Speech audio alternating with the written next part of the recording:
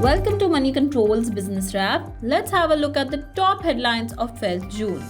May CPI and April IIP data out now.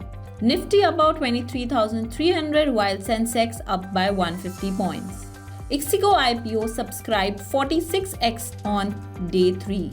Haldiram explores IPO as stake sale plans stall. Elon Musk drops suit against Openai and Sam Altman. European Union announces higher tariffs of up to 38% on Chinese EVs.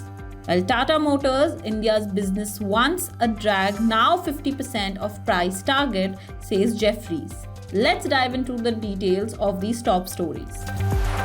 India's headline retail inflation eased to 4.75% in May as per the data released by the Statistics and Program Implementation Ministry on 12th of June.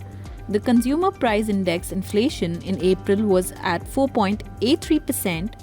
India's industrial output growth rose to 5% in April from 4.9% in March, as per the data released by the Ministry of Statistics and Program Implementation on 12th of June. Nifty 50 ended higher on June 12th after having hit a fresh high of 23,441 during intraday trade. Sensex came with 30 points of its all-time high of 77,079. The IPO of Ixigo continued to witness robust investor interest on June 12th, which is the final day of its bidding. The offer was subscribed 97.38 times. Investors subscribed for 426.2 crore shares as against the offer size of 4.37 crore shares according to the data.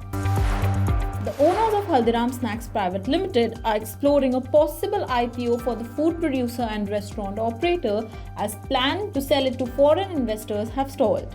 The Agarwal family is considering a listing as bids in the region of $8 billion to $8.5 billion didn't meet its valuation expectations of about $12 billion. Elon Musk on Tuesday withdrew his lawsuit against Openai and two of the company's co-founders, Sam Altman and Greg Brockman, in California state court. Musk's decision to file to dismiss the suit came just one day after he publicly criticized Openai and its new partnership with Apple. The EU, popularly known as European Union, on Wednesday said it would slap higher tariffs on Chinese electric vehicle imports, which it found benefit heavily from unfair subsidies and pose a threat of economic injury to EV producers in Europe. On a preliminary basis, the EU Commission, the executive arm of the EU, concluded that the battery electric vehicle value chain in China benefits from unfair subsidization, and pronounced that it is in the EU's interest to impose provisional countervailing duties on BEV imports from China. Tata Motors, India's business was a big drag in the past decade but now forms 50% of the price target set by Jefferies, wrote the brokerage's analysts in their latest report.